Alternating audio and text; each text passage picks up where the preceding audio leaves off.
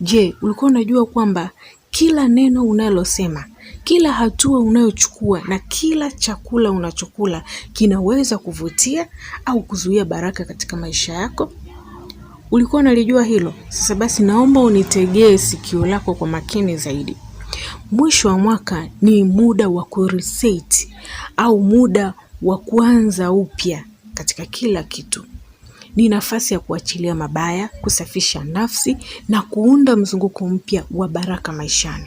Sasa hapa katika video hii nitakuonesha mambo halisi ambayo unaweza kuyafanya, chakula unachopaswa kula na matendo unayopaswa kuanzisha ili uweze kuvutia bahati nzuri, pesa na mafanikio katika mwaka unaokuja. Hii sio hadithi tu na sio kwamba ni vitu vimetungwa na mtu fulani ili tu aweze kuvuta attention za watu. Hili ni somo la kiroho ambalo limejaa nguvu ambazo zitakuwezesha kuanza mwaka mpya ukiwa umejaa mtiririko wa nishati chanya, upendo pamoja na mafanikio. Kwa wale watu ambao wameshatekeleza mafundisho yangu, wanaelewa vizuri kabisa hiki ninachokisema, kwa sababu zipo shuhuda halisia kabisa. Watu wameona baraka maishani mwao, wameona pesa zikitiririka. Kwa hiyo huu sio utani wala sio mzaha. Kama kweli unajisikia unapata msukumo wa kufanya hiki nitakachokisema katika video hii, tafadhali sana zingatia. Huwezi kujua mafanikio au mabadiliko katika maisha yako yatakuja kwa staili gani. Kama unavyoweza kuona hapa, vitu ambavyo unatakiwa kuwa navyo ili kuweza kukamilisha zoezi hili. Kitu cha kwanza ni limao. Limao ndio star wa hili zoezi. Ndio kitu kikuu tunachokitumia katika hili zoezi, na msaidizi wake ni kitunguu saumu. Unaweza kuona kitunguu saumu ni hiki hapa. Na pia utatakiwa kuwa na kisu kwa ajili ya kukatia, na kitu kingine utatakiwa kuwa na maji safi pamoja na chumvi ya mawe. Sasa twende pamoja hatua kwa hatua uweze kuelewa vizuri hili zoezi linafanyika vipi. Hatua ya kwanza kabisa, utatakiwa kusafisha vitu vyako. Na katika kusafisha tutatakiwa kutumia maji ambayo yamewekwa chumvi, yaani chumvi ya mawe. Kwa hiyo hapa utachukua kijiko kimoja cha chumvi ya mawe, kisha utachanganya katika maji kama hivi. Lengo la kusafisha vitu vyetu ni kuondoa takataka pamoja na kuondoa negativity zozote zile ambazo zilikuwa attached katika hivi vitu. Fahamu kwamba hivi vitu kabla ya wewe kuvipata huwa vinapitia katika mikono ya watu wengi sana. Kama ni sokoni unakuta watu wengi walishashikashika, kama ni gengeni unakuta watu wengi tayari walishaweka mikono yao katika hivi vitu. Kwa hiyo vinaweza kuwa covered na nguvu mbaya. Kwa hiyo kwa kutumia maji ya chumvi utaweza kusafisha na kuondoa vitu vyote ambavyo havitakiwi katika hivi vitu. Kwa hiyo tutasafisha kama hivi unavyoweza kuona. Hakikisha unasafisha vizuri, unasugua vizuri. Na ukishasafisha vitu vyako vinakuwa salama kabisa kwa ajili ya matumizi. Vinakuwa salama kimwili na pia salama kiroho. Baada ya kusafisha, sasa unaweza kuona vitu vyangu vipo tayari kwa ajili ya kuanza zoezi. Jambo la msingi la kuzingatia kabla ya kuanza zoezi hili, hakikisha unakuwa peke yako wakati wa kufanya zoezi hili, na pia zoezi hili unaweza kulifanya katika siku yoyote ile na katika muda wowote ule. Na pia hakikisha eneo unalofanyia zoezi lako linakuwa ni safi, halina takataka za aina yoyote ile. Kama unavyoweza kuona eneo langu mimi halina takataka zozote zile na wala halina vitu ambavyo havitakiwi katika hili zoezi. Baada hapa utachukua limao lako kisha utalikata katikati kwa kutumia kisu. Unaweza kuona jinsi ambavyo ninakata. Kisha utachukua punje moja ya kitunguu saumu. Punje moja ya kitunguu saumu unaweza kuiona, ngoja niitoe. Ukishaitoa hii punje ya kitunguu saumu, utatakiwa kuimenya, yani kuondoa haya maganda ya juu kwa kutumia kisu. unaweza kuona jinsi ambavyo ninafanya. Baada ya hapo, hii punje ya kitunguu saumu kama unavyoweza kuiona, utaichukua kama hivi. Niangalie kwa makini. Kisha utaitumbukiza hapa katikati ya hiki kipande cha limao. Unaweza kuona kwa makini kabisa jinsi ambavyo ninafanya. Unaweza kuona limao na kitunguu saumu vinakuwa na muonekano kama huu hapa. Hakikisha na wewe unafanya hivi hivi. Hiki kipande cha limao kilichobaki kinakuwa hakina kazi. Lakini kama mwenza wako atakuwa na uelewa na hili swala unalolifanya, unaweza ukampa na yeye akalifanya kwa wakati wake, au mnaweza mkalifanya kwa pamoja. Lakini kama hana uelewa, tafadhali sana usije ukamlazimisha. Kwa hiyo hiki kipande kama kikikosa mtumiaji, unaweza ukakitupa tu, hakina kazi.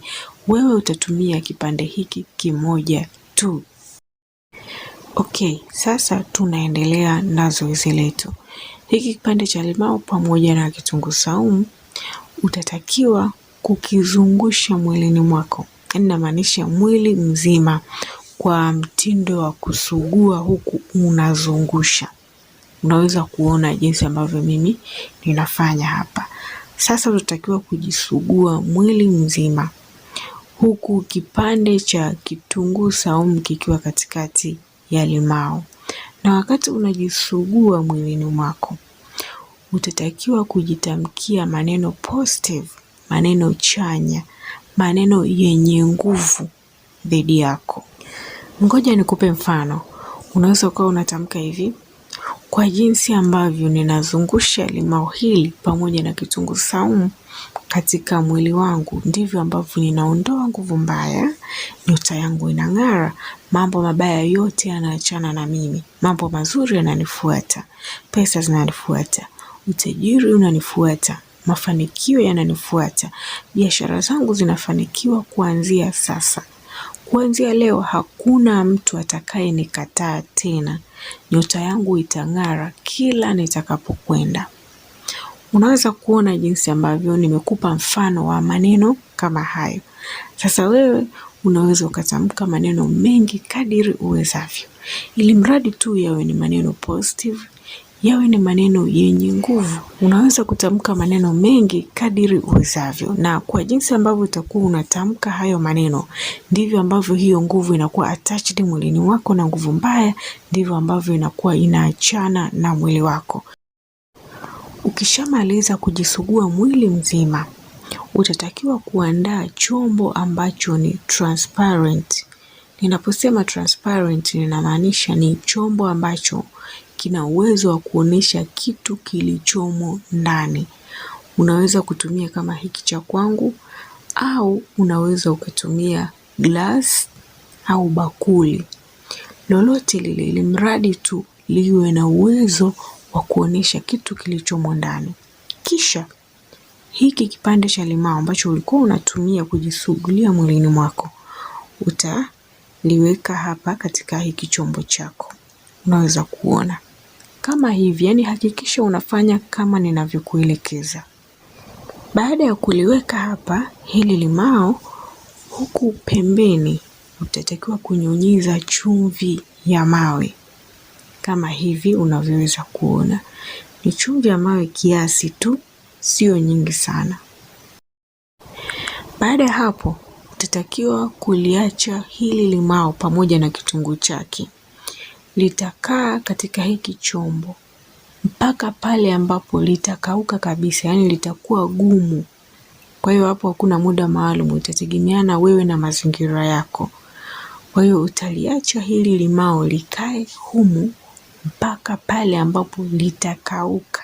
Kwa maana hiyo basi litaoza, kisha litaanza kukauka lenyewe. Hutakiwi kulihangaisha wala hutakiwi kulitupa. Kwa hiyo utalihifadhi mahali ambapo ni salama, ambapo haliwezi kusumbuliwa na mtu yoyote yule. Kisha utaliacha mpaka likauke lenyewe.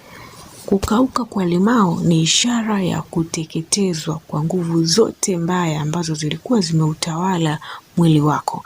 na kadiri limao linavyokauka ndivyo ambavyo nyota yako inapata nguvu na kuzidi kung'ara. Ukitupa hili limao kabla halijakauka, speli yako inakuwa haijakamilika. Kwa hiyo make sure limao linakauka kweli kweli. Sote tunafahamu kwamba limao likikauka huwa linakuwa gumu sana, hata ukilidondosha linalia pu kama kipande cha mbao. Kwa hiyo hakikisha linakauka kweli kweli. Limao likisha kauka, sasa unaweza kwenda kulitupa mbali na wewe. Hakikisha unalitupa mbali na unapokaa. Hii ni ishara kwamba sasa unajitenga rasmi na nguvu mbaya zote ambazo zilitoka ndani ya mwili wako, na wewe tayari ni mtu mpya, ni mtu ambaye tayari nyota yako ina nguvu na inang'ara.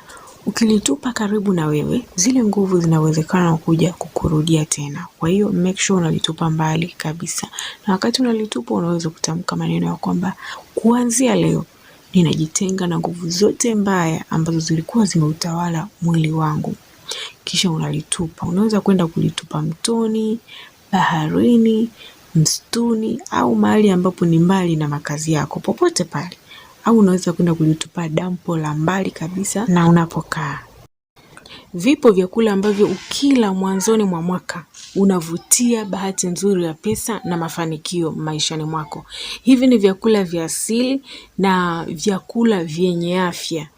Vyakula vyenye rangi ya kijani. Hapa sana sana ninazungumzia mboga za majani. Hizi mboga za majani sio tu zina faida katika afya yako na mwili wako, lakini pia kiroho zinaashiria ustawi. Rangi ya kijani siku zote huwa inavutia ustawi katika maisha yako. Kwa hiyo kama unataka kuanza mwaka vizuri na kama unataka mwaka wako uwe mzuri, zingatia sana kuanza kula vyakula vyenye rangi ya kijani. Utapata faida kimwili pamoja na kiroho. Lakini pia kuna zabibu. Zabibu unatakiwa kula punje 12. Kila punje inawakilisha mwezi katika mwaka. Kwa hiyo ukila punje 12 katika mwanzo wa mwaka, unavutia baraka katika kila mwezi wa mwaka husika. Na katika kila zabibu unayokula, hakikisha unanuia mema, unanuia mafanikio katika maisha yako. Kwa hiyo chukua zabibu punje 12. Kila punje moja tamka kitu unachotaka kiwe katika maisha yako, hasa katika upande wa pesa. Utaona jinsi ambavyo mwaka wako unaenda kwa kadiri ulivyokuwa unanenea katika hizo zabibu. Na pia kuna chungwa na matunda yenye rangi ya machungwa. Rangi ya machungwa huwa inaashiria ustawi, pesa pamoja na furaha. Kwa hiyo jitahidi sana kula machungwa pamoja na matunda yenye rangi ya machungwa. Na katika hili naomba uzingatie sana. Sio unywe juice ambayo imeongezwa maji pamoja na sukari. Kula tunda kama lilivyo. Hapa inatakiwa uzingatie uasili wa kitu chenyewe ili usije ukaharibu vibration zako. Kitu kingine ni asali mbichi. Asali huwa inaongeza utamu wa maisha pamoja na kuvutia vitu vizuri. Kama tujuavyo, asali ni tamu sana na watu huwa wanaipenda sana. Sasa kwa jinsi ilivyo, ndivyo hivyo katika upande wa kiroho huwa inavutia vitu vizuri ikiwemo pesa. Pamoja na vitu vyote tunavyovipenda maishani mwetu. Kwa hiyo kula asali mwanzo wa mwaka, na hapa zingatia iwe asali ambayo haijachakachuliwa kwa namna yoyote ile, ili uweze kuvutia vibration nzuri na vibration zenye nguvu ya juu. Na sio lazima ule asali nyingi kwamba lita moja nzima, hapana. Unaweza ukala asali kijiko kimoja tu cha chakula. Hiyo inatosha kabisa. Na wakati unakula hiyo asali, nuia mambo mazuri yaweze kukufuata katika maisha yako. Unaweza kunuia kwa jinsi ambavyo asali ilivyo tamu, ndivyo ambavyo mambo mazuri, mambo matamu yaweze kunifuata maishani mwako. Na utaona jinsi ambavyo mwaka wako unakuwa ni mwaka mtamu. Kila kitu ambacho unakitamani kinakuja maishani mwako. Vyakula vingine vya kula mwanzo wa mwaka ni vile vyakula ambavyo vinapakwa chumvi kidogo ili viweze kuliwa. Kwa mfano nyama choma. Nyama choma kabla hujaichoma unaweza ukapaka chumvi, ukapaka viungo. Chumvi huwa inawakilisha ishara ya kutosheleza au kuzidisha mali. Kwa hiyo basi, kwa wale wapenzi wa nyama choma na vyakula vyote ambavyo huwa vinapakwa chumvi, mwanzo wa mwaka ndio muda sahihi wa kula hivyo vyakula. zingatia jambo hili hapa. Kamwe usile vyakula vyenye sumu au vyenye virutubisho visivyo sahihi mwanzoni mwa mwaka. Watu wengi wao wanakaribisha mwaka kwa kunywa mapombe, kunywa vitu vyenye sukari nyingi, kula vyakula ambavyo havina value yoyote ile kiafya. Hilo sio jambo zuri. Naomba nikwambie siri hii hapa. Vyakula vyote ambavyo vinaongeza sumu mwilini au havina thamani yoyote mwilini huwa vinashusha vibration yako kiroho. Jambo hili watu wengi huwa walijui. Kwa hiyo unaweza kujikuta pale tu mwaka unapoanza tayari umekaribisha bahati mbaya au tayari umeshashusha vibration zako mwilini mwako. Utajikuta kila unachokifanya hakifanikiwi au unaanza mwaka kwa mikosi na majanga.